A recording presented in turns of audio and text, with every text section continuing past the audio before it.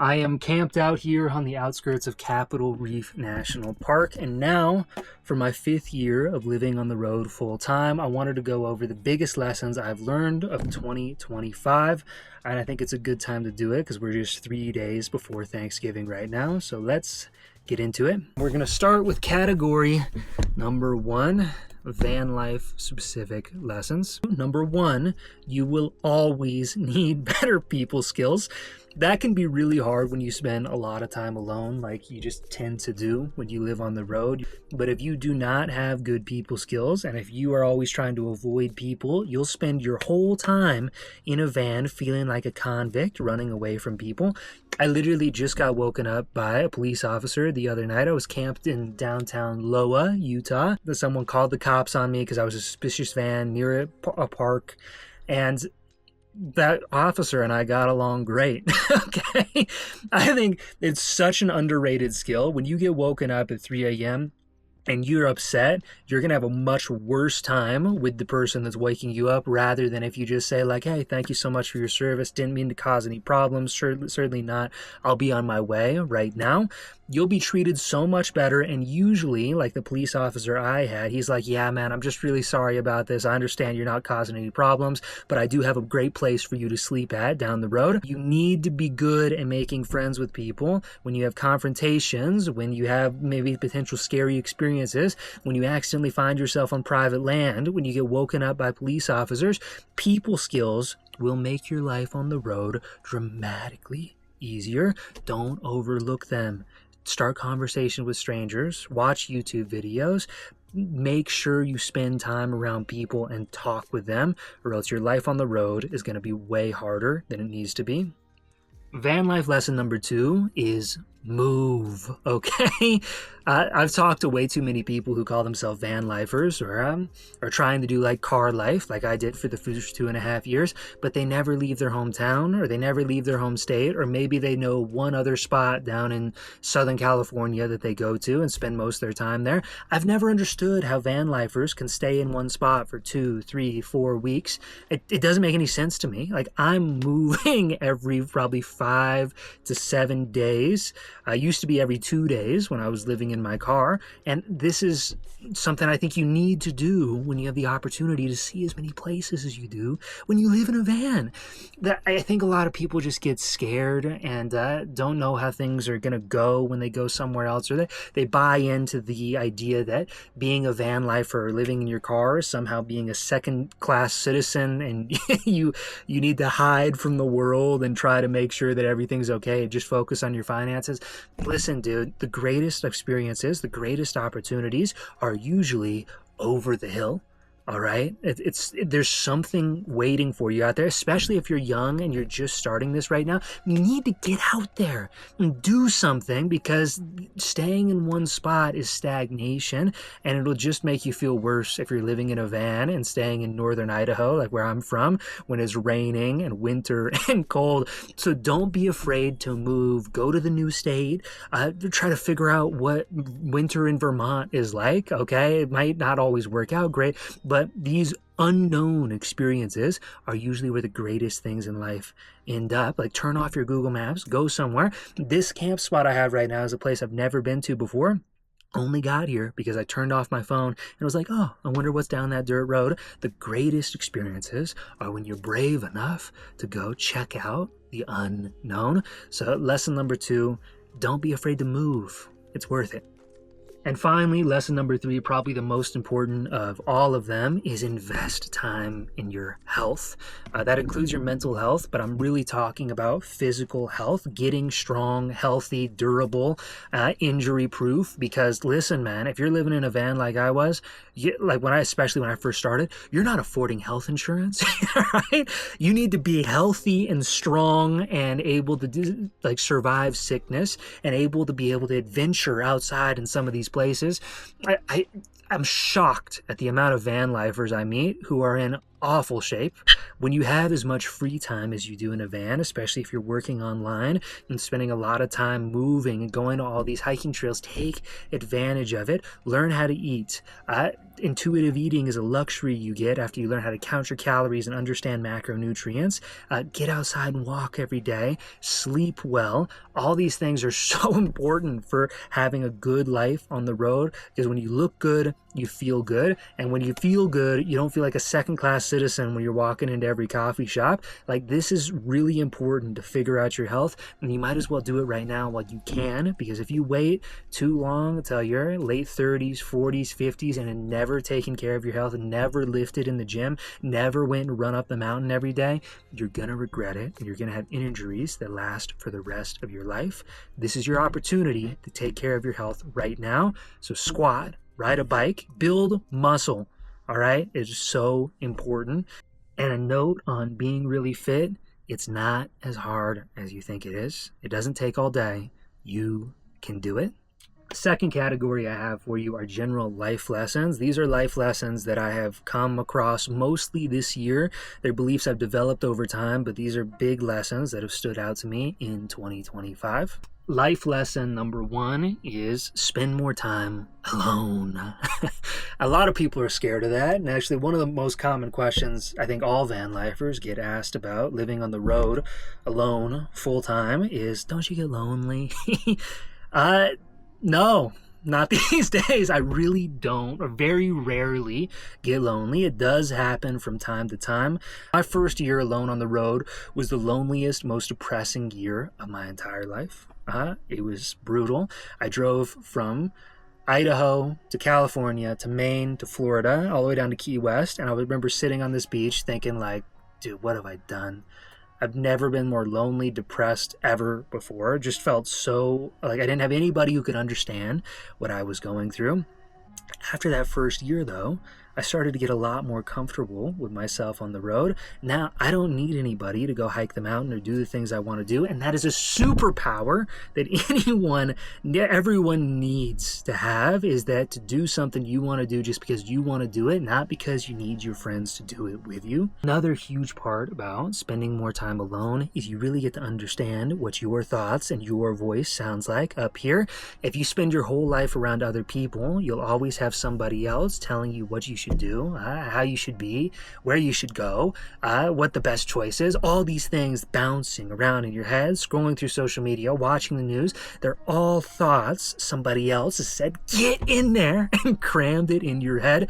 When you spend time alone out here in the Utah desert, or up on top of Glacier National Park, or in the forest, just sitting alone in the quiet, this starts to get a lot louder, and you get a lot more familiar with what your real thoughts are. There's a lot of authenticity that comes from that. After you spend enough time alone, you get to figure out who you are.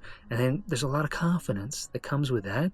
If you never spend any time alone, you never get to figure out the gift of who you are and what you've been given to experience this life with. So get out, spend time alone. You're going to be okay. I promise. Life lesson number two is to start your own party. Just because I don't feel particularly lonely these days doesn't mean I don't love people, doesn't mean I don't really like having friends, doesn't mean I don't want to create a really awesome romantic relationship when I finally get the opportunity sometime, hopefully in the future. The problem is I've felt like I don't belong for a lot of my life, and I've spent so much time alone. I've gotten very comfortable not being around normal activities that people do. For example, I don't like drinking. I don't go to bars. I don't like raves, festivals, and most concerts. I don't smoke or do any drugs whatsoever. And I'd much rather be hiking on a mountain than walking around downtown in any place in the world, basically. I'm very comfortable with that. So it's really hard for me to go make new friends in all these typical classic activities that most young people go to. The solution I found is to start my own party. For example, I just finished up hosting a Escalante Wayfarer group trip. I partnered with a company called Wayfarer Vans. They build amazing vans, and then I get to be the guy that takes people to the greatest small towns across America. It's the best thing ever when you get a ton of people that can come to you and you finally know you're not alone. That's what it really comes down to. you have something to share with people when you start your own party. So if you've ever spent a lot of time or ever wondered if you're just totally different and you've felt like you can't make any new friends, things like that, the best solution is start your own party. Host camping trips, invest in people, buy people dinner. You might have to spend some money to do it, but if you create a good space for people to come into and invite them into it, you'll find the right people eventually. You don't have to go to the bars to make friends. Don't do it. It sucks. Life lesson number 3 that's really stood out to me this year is to use your presence as a gift and develop the skills that make it possible for you to do that. I want to communicate this one clear, and I actually wrote a lot on it right here. Even when people upset you, even when you don't have anything to gain from an interaction, even when what you want is taken away, even when deals fall through, somebody is an asshole to you, or you feel like somebody's in the wrong and being mean to you for no particular reason, treat people well. Try so hard to treat people well. Your reputation is something that carries you so much further than you even know. Reputation is something that from one interaction somebody has from you, they can open up opportunities for you 10 years later. And I'm only really starting to notice this now that I've been on the road for 5 years and I've worked online for over 7 years now. These little moments of treating people well, making people laugh, using your presence as a positive influence in somebody's life, even in moments where you're very uncomfortable, will serve you so well in the future. So learn how to tame your anger, learn how to tame your spite, and learn how to have some faith that things are going to work out for you even when opportunities are taken away. It can be really tempting to go into defensive mode and start throwing punches and be like, everybody's the bad guy. I got to stand up for myself.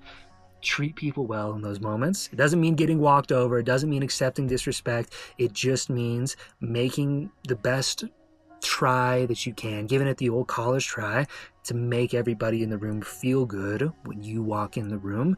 It's such a skill, and it will treat you so well throughout your whole life. Finally, we run into business lessons. These are really fun ones for me. Also very stressful ones that we can all run into. So let's get into this. Is lesson number 1, business/financial lesson number 1 is extraordinary things take a lot more time and money than you think. So plan for it.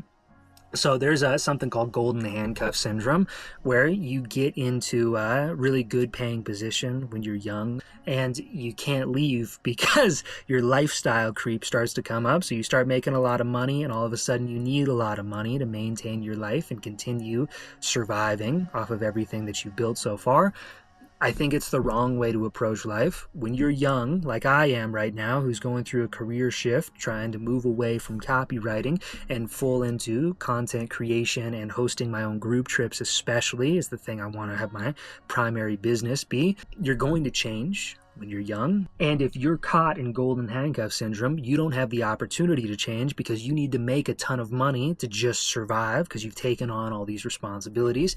But on the other hand, if you do something like I did, where I think it was very wise of me to make this decision early, where you decide what your base level life looks like everything you need at the bare minimum to be happy with your life, and then build your businesses off of that. You need a lot less to maintain your lifestyle, and it gives you a lot more flexibility. You use disposable income to switch lanes.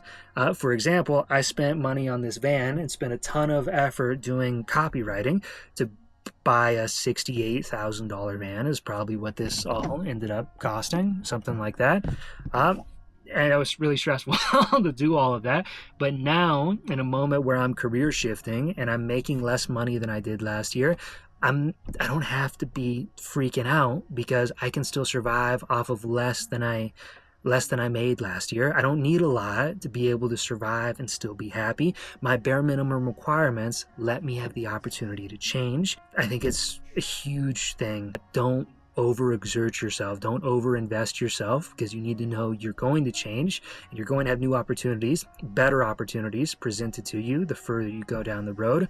So set up your life so that you don't need a lot and can go through a couple failures to change lanes and grow in another area of life.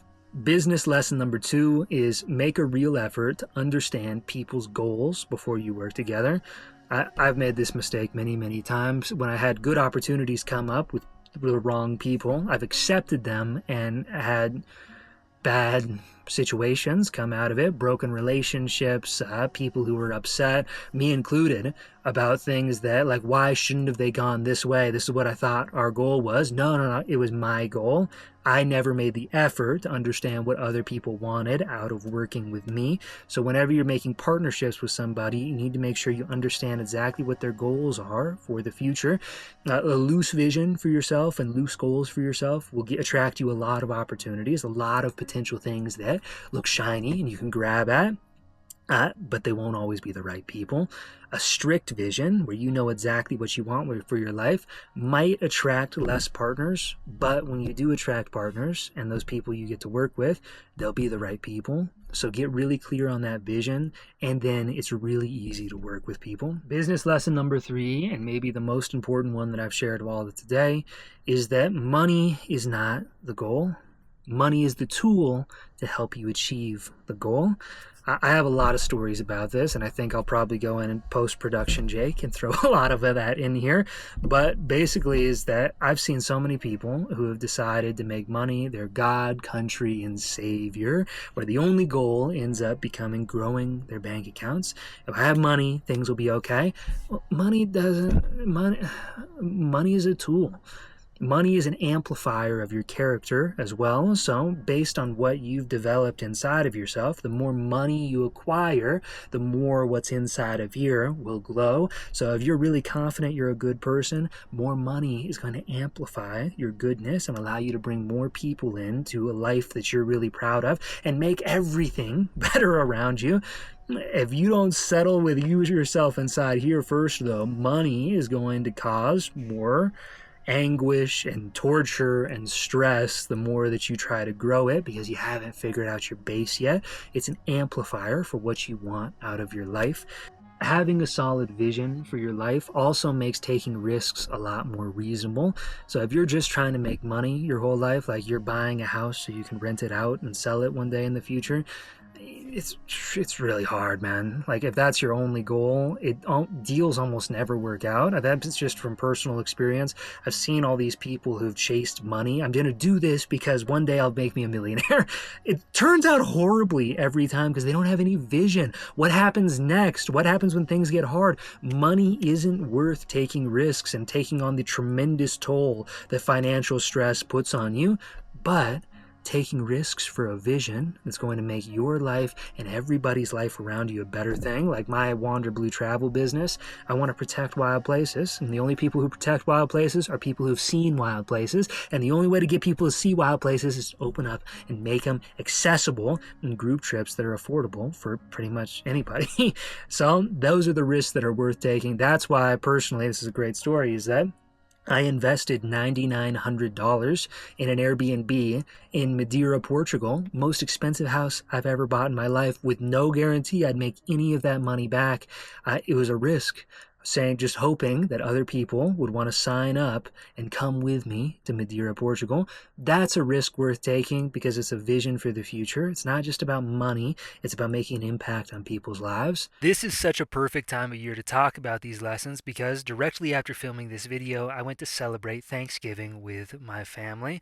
This is my favorite holiday because it's an opportunity to look back on and be grateful for all the things that I've learned in my life that have led me to today. So I hope you're doing the same thing, and I'm wishing you the grandest holiday season as we creep closer to the new year. I'll catch up with you as I'm on my way down to Texas to host my next group trip. Stay wild, be free, and I'll see you very soon.